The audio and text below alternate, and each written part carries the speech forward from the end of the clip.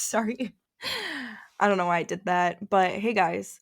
First topic, Olympic speed walking. Have you guys ever seen that? Have you guys ever seen Olympic speed walkers? Oh, I wish I could do that. Look up videos of people Olympic speed walking. It looks so intense. And it sounds simple, but it's anything but. It's anything but simple. They have guidelines, they have rules. Hold on. Olympic speed walking rules. Hold on. It's called race walking. Sorry. Ooh, the origin, rules, and Olympic history. This is fun. What started as a high society pastime in the Victorian era became a constant fixture at the Olympic Games since 1904. And this is just on Olympics.com, guys. So it's a track and field sport that prioritizes precision and discipline. And it originated in the Victorian era, which is 1837 to 1901. So in the Victorian era, noblemen used to bet on their footmen who walked alongside their employers' horse-driven coaches for a winner. And it became known as pedestrianism, but then it made its way to the United States in the 19th century, and it caught on as a spectacle sport. Participants walk nearly 1 kilometer in 6 days inside packed indoor arenas. I feel like that's a lot. Oh my gosh, they would wager on who was going to drop out first when they were walking. There were brass bands playing songs, and there were vendors selling pickled eggs. I played the trombone and the tuba. I didn't really play the tuba. Don't ask me to play the tuba for you. Gun to my head, I could make a sound out of it. Can't tell you what sound that might be. So I kind of played the tuba, but I really played the trombone. I could really toot that horn a little bit. Sort of. I don't know. I haven't played it in 4 years, and I picked it up and I tried to play it last summer. No. It was bad. Anyways, pickled eggs are good. If you think it's gross, I agree. I also would think it's gross. However, I had one once. Someone forced me to eat one. No, they were just like, I really think you should try it. And I was like, okay. So I tried it. It's really good. I do love my pickled things. I had this teacher who would bring pickled asparagus. Ooh, that was good. My favorite pickles are bread and butter. Drop below in the comments, what are your favorite pickles? I would love to know. Are they sweet pickles? Are they dill pickles? Bread and butter. Zesty. Oof, I love me a good zesty pickle. This includes, I want to know what kind of cut of pickle you like. Do you like it spears? Do you like just the whole pickle? Do you like the chips? Do you like the stacks? I need to know. This is all really important, you guys. Do you like the little gherkins? Is that what they're called? Gherkins? I feel like that's what they're called, but they're just the little tiny pickles. Anyways. From a past time, the activity was eventually formalized in England. Basic rules were established, and race walking was soon recognized as a sport for professionals. So here are the rules. Okay, in race walking, athletes must always have 1 foot in contact with the ground at all times, visible to the human eye. If there's no visible contact, it's called lifting, and you get a penalty. Ooh. Furthermore, the athlete's knee of their advanced leg must not bend, and the leg must straighten as the body passes over it. And if they don't have that technique, or they have a bent knee or a loss of contact, then they get fouled or something. They get penalized. That's such a fun word. Oh, a fun word. Fun word alert, penalized. That is my fun word of the day. I'm going to start doing that. Fun word of the day. I don't know if I remember. But today I'm doing it, and that's one. That's the one. Penalized. So the standard distances for race walking are 3,000 meters, 5,000 meters, 10,000 meters, 20,000 meters, and 50,000 meters. What? And then there's 10Ks, 20Ks, and 50Ks. What? Oh my. That looks exhausting. I used to go on walks with my mom, especially during the pandemic. I would get so tired. Literally, we would walk barely a block, and I would be falling on the ground. I'm like, please let me go home. Hey guys, welcome to ADHD Girl Googles, where we take our learning into our own hands. When was the last time you had fun learning?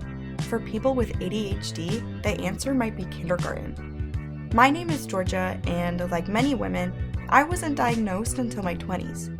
ADHD had invisible effects on my education that made learning a frustrating, lonely, and hopeless experience. I had so many questions that I was too scared to ask because I felt dumb. By Googling these questions together, we can find power and comfort in our neurospiciness. So, let's get Googling.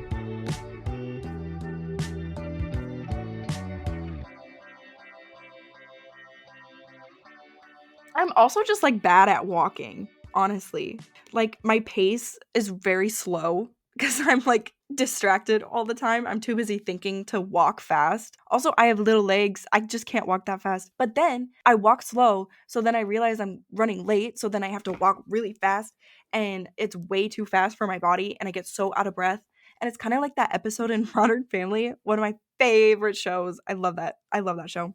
But there's the scene where this little girl named Lily, she's the daughter. She's like the youngin' of the family for a really long time. I'm trying really hard not to just recite the entire thing in detail. But basically, she just gets hopped up on sugar and caffeine, and they make her run on the treadmill really, really fast. And eventually, it's going so fast that she's about to fall. That's how I feel sometimes walking to class. And then I also just run into everything. I will trip over nothing. There will be nothing in front of me, and I still trip. I lack spatial awareness, as do many of us ADHDers. And I recently came across this term called ADHD walk. Apparently, we all experience these weird symptoms of walking so noticeably that there's a term for it called ADHD walk, basically just referring to how irregular neurodivergent people walk compared to neurotypical people. I'm gonna just look up ADHD walk. Like, how does ADHD affect walking?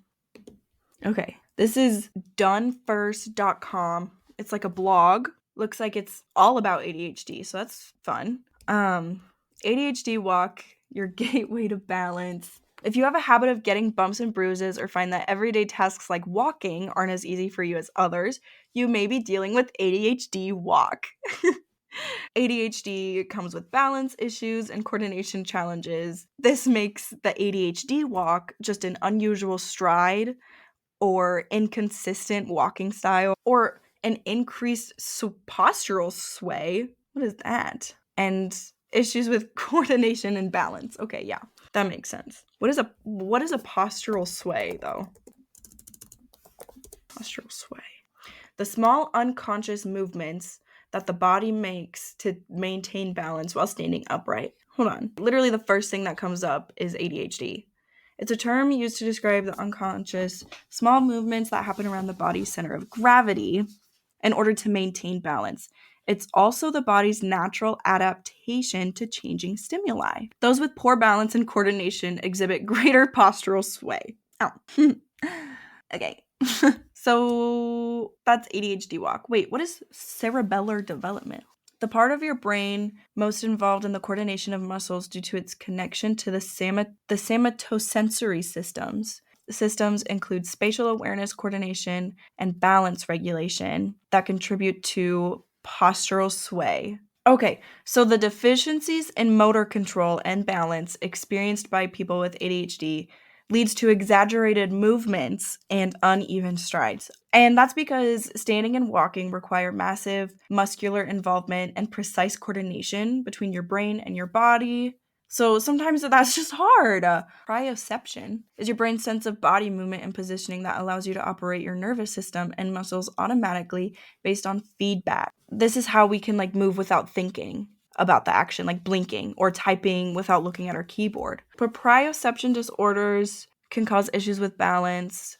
So poor hand-eye coordination, falling over quickly, running into walls or objects. Okay, yep. Losing track of your body's positioning. Yeah. Struggling with tasks like clapping or tying your shoes without looking. I literally can't tie my shoes without looking. I really do gotta be zoned in for that. This is a really good article. It goes on to talk about anxiety and proprioception and ADHD walking.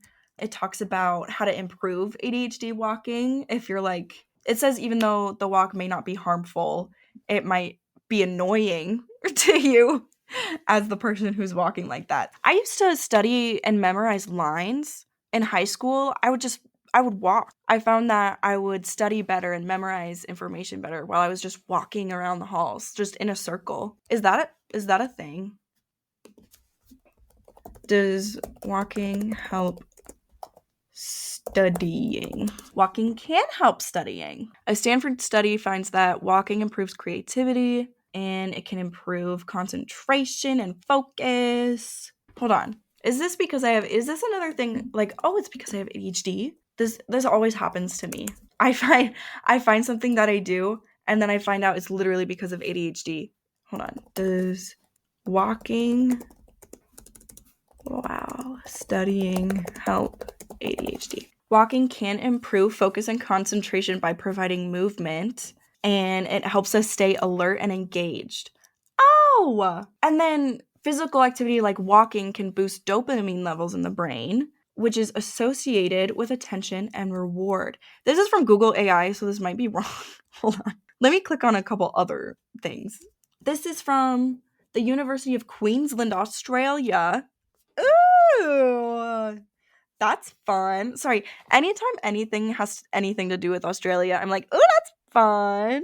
I used to work at the theater on my college campus, and this Broadway production of Bluey, the greatest show ever to be created, by the way, but it was this Broadway production of Bluey, and they were all from Australia, and it was so hard. I literally couldn't talk to them because I would accidentally start speaking in an Australian accent, not because I meant to. Like, I was actively trying not to, and I just had to mimic it. It's like when my grandpa used to start talking in a Southern accent, even though I don't even think he was from the South. I'll have to double check on that. But whenever he would come visit, my mom would start speaking in a Southern accent just because we're mimicking what we hear, which I think is also an ADHD thing, is mimicking sounds. Anyways, this is 5 secrets to studying better with ADHD, and it says using movement to keep yourself alert. So like standing up, taking a short walk, or because I guess you could like put your stuff down and then take a walk and then go back to your stuff. But for me, if I put my stuff down and walk away, I am not coming back. I'm not coming back to that. So I got to take it with.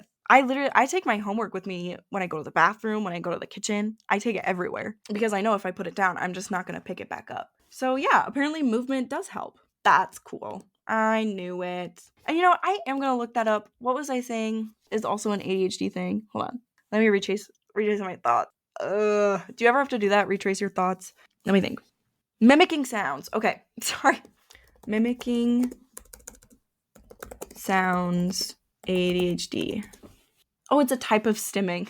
Yeah, it's called echolalia. It's repeating speech without directing it at someone. So you might restate phrases or repeat questions. Is mimicking accents. Because there was a time in 7th grade where I only spoke in a British accent. Me and my friend, who also has ADHD, we would just speak in a British accent. Oh my god, everyone hated us, probably. I'm just gonna look up, is mimicking accents a part of ADHD? So it's a form of speech mirroring? I don't know, am I doing it because I'm stimming, or am I doing it because talking in a British accent is more fun? Or is that stimming? I don't really know what stimming is, honestly. I'm kind of new to this whole thing. If I am speaking in a British accent because it's the only way I can start practicing my speech and memorize the words, is that stimming? Do I talk in a British accent sometimes because of my ADHD? So this is talking about like adopting a British accent if you're frequently exposed to it. Okay, so this would apply to what I was doing with the Bluey production. But why do I just do that because I'm weird? Is that the answer? Wait. Why do I use a British accent to study? The perceived formality is a sign of sophistication and intelligence, and so it helps certain individuals adopt a more focused and disciplined study attitude. So I'm not seeing much about this, so I feel kind of dumb. Please let me know, because if I'm the only one, let me know so I can delete this episode, okay? Thanks, guys. Thank you so much for Googling these random questions with me. I had so much fun, and I hope you learned something new. If you enjoyed this episode, like, subscribe, and share it with your neurospicy friends. Let me know what we should research next in the comments, and I'll see you next week on ADHD Girl Googles.